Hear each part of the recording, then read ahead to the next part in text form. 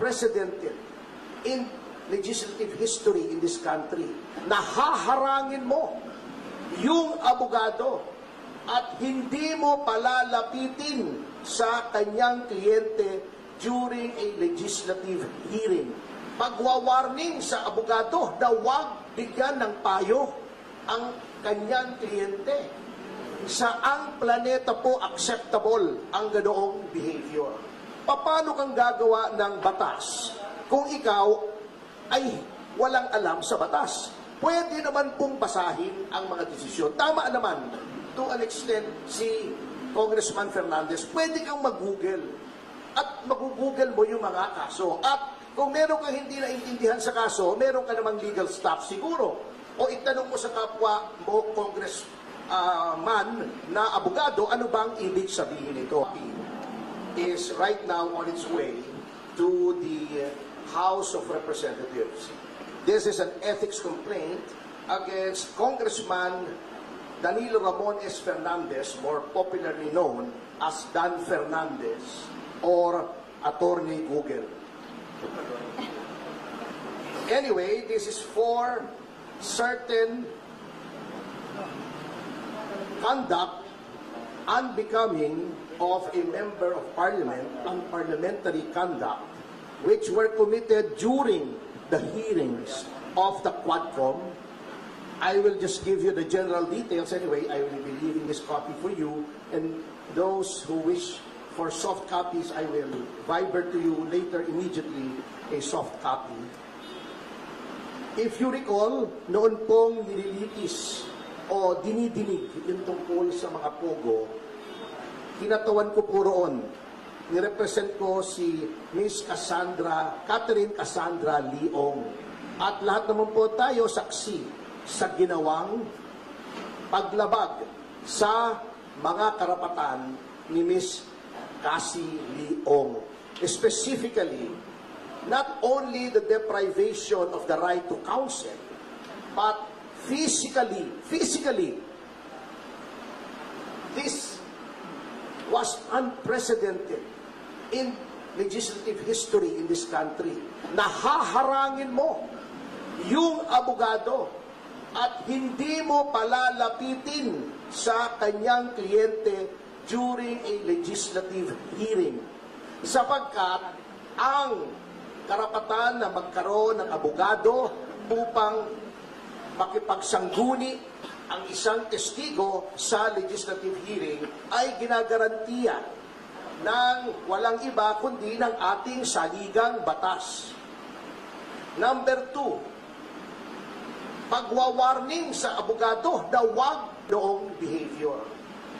Nasasabihin mo, Attorney Topacio, do not approach your clients, otherwise you will be cited in contempt. How is that even possible? Number 3, yung hindi po pagbigay ng right to remain silent and the right against self-incrimination sa isang testigo. At si Congressman Fernandez, bagamat hindi abogado, hindi ko naman sinasabing kapag hindi ka abogado ay hindi mo na alam ang batas. Ngunit, sinasabi na nga po sa kanila, or dapat, a person who is in the legislature should be charged with knowledge of the law. Because, number 1, they are lawmakers. Paano kang gagawa ng batas kung ikaw ay walang alam sa batas? Pwede naman pong basahin ang mga desisyon. Tama naman, to an extent, si Congressman Fernandez, pwede kang mag-google. At mag-google mo yung mga kaso. At kung meron kang hindi naintindihan sa kaso, meron ka namang legal staff siguro. O itanong mo sa kapwa mo, congressman na abogado, ano bang ibig sabihin nito? At pinoint out na nga po sa kanila na sa napakaraming kaso, the right to remain silent and the right against self-incrimination may be invoked not only in criminal proceedings, but in all proceedings, civil, administrative, legislative. At pinakita na nga po sa kanila ang batas. Pinoint out na nga po sa kanila yung batas. bakit ayaw pa nilang sundin? That is also against the oath that they have taken when they took their oath of office to defend and protect the Constitution and the laws of the Republic of the Philippines and pronouncements of the Supreme Court, according to our civil code, are part of the law of the land. So yan po ang isang violation. Number two, yun pong the right of a witness to be treated with dignity and with respect. Kapag ikaw ay tinatawag, na violate po yan. Binabastos po nila ang mga witnesses, not only my client. But of course, I have no right to complain on behalf of the other witnesses who are also represented by counsel. Yun po. Number three, yung pronouncements, very unparliamentary. Alam niyo po, in all parliaments in the entire civilized world, meron pong language na tinatawag nila unparliamentary. Diba?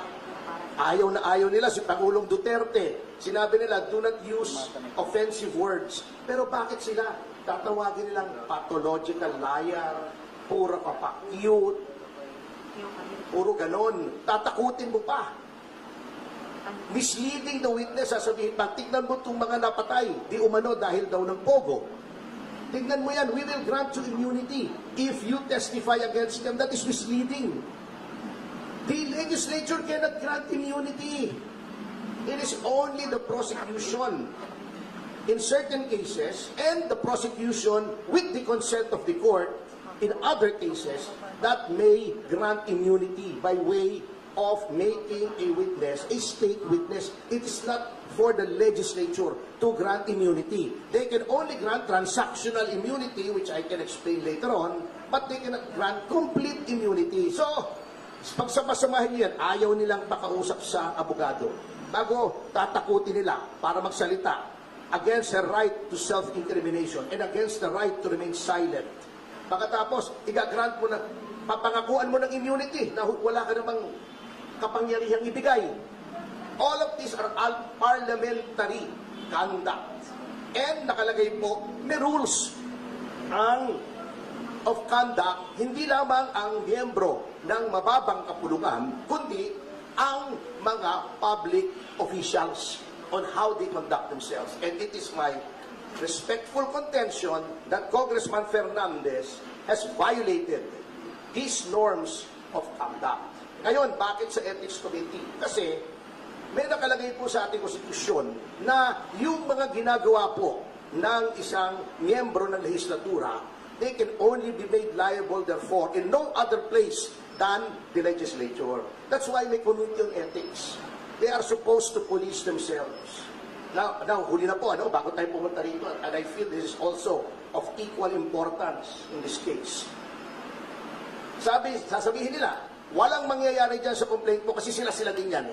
Si Congressman Espares ang head ng Committee on Ethics. Pagtatakpan lang nila yung sarili nila. Well, unang-una, I would like to give our lawmakers, at least the majority, the benefit of the doubt. Although I doubt the benefit. Ngunit, by doing this, I want to prove two things. Number one should not sit idly by while the rights of persons are being trampled upon by the legislature. Dapat may magreklamo dito.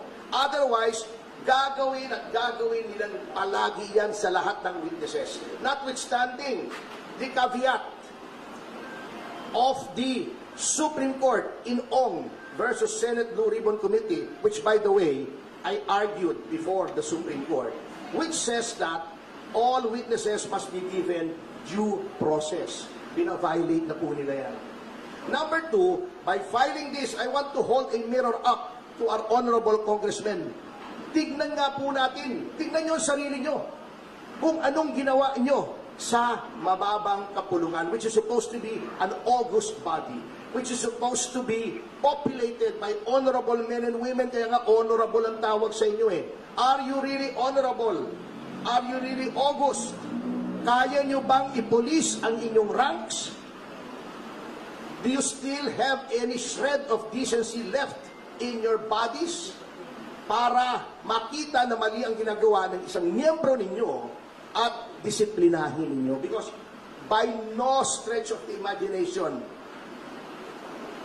is such conduct exhibited by Congressman Fernandez allowable or should be countenanced or tolerated by anyone.